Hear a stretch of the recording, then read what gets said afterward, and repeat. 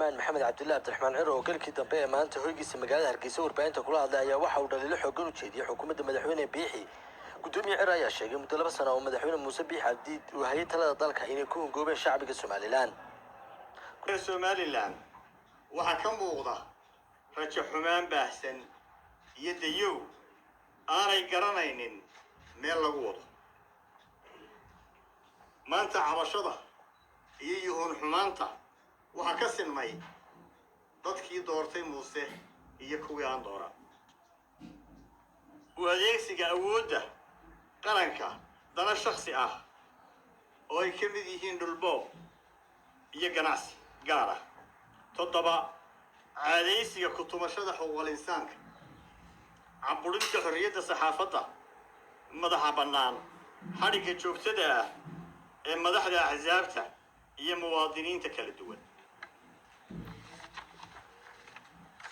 sideed baahsanaanta maamul xumada iyo musuqmaasuqa maamulkiisa ka jira inay luntay sagaal kalsoonidii beesha caalamka ee dalkani ka sugayay اعترافك طبعا بيد بحاول دنبي يكال سيستو وهاي شغله دمانتين goobjoogu ahay oo indhahayna ku arkaynay in hanaankii dimuqraadiyadda iyo rajada doorashada Somaliland hal cad lagu gowracay horteena iyo sida sayladda uga dhigeen golihii wakiilada Somaliland dhacdooyinkaas oo dhamme iyo qaar kale oo badan waxay tilmaan xun u yihiin hogaaminta Muuse Biixi ee saluuga salfudaydka iyo canaadka aan qiimaha ku fadhiyin isugu soo biyashootay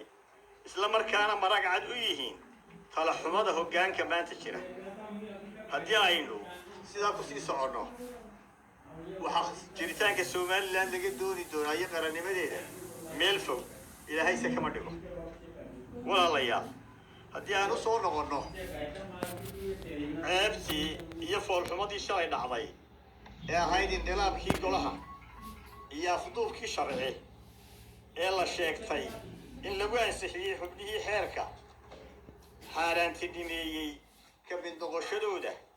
komishanka doorashooyinka qaranka waxaan mar labaad ummadda u xaqiijinayaa in xisbiga wadani aanu si aan ka noqosho lahayn u qaadacay la shaqaynta iyo ka mid noqoshada xubnaha la sheegay in la ansixiyey xisbiguna diyaar uma aha inuu xalaaleeyo ama jideeyo waxaan sharciga dalka waafaqsanayn arrintan ama arrimo kale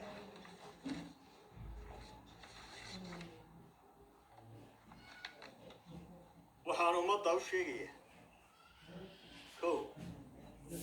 mar haddii aanu Muuse xeer iyo hagaantoona dhowrayn oo aanu dastuurku kow ka yahay mar haddii uu fulin waayey heshiiskii uu la galay axsaabta qaranka ee beesha caalamku goobjooga ka ahayd oo aanu jirin dabar xidhayaaba mar haddii aanu talo iyo tusaale midnaba ka dhegaysanayn hay-adihii dastuurku furay ama waajibiyey la tashigooda oo ay ka mid yihiin axsaabta qaranka mar haddii uu ka bayray habkii wada tashiga iyo dimuqraadiyadda ee qarankani ku dhisnaa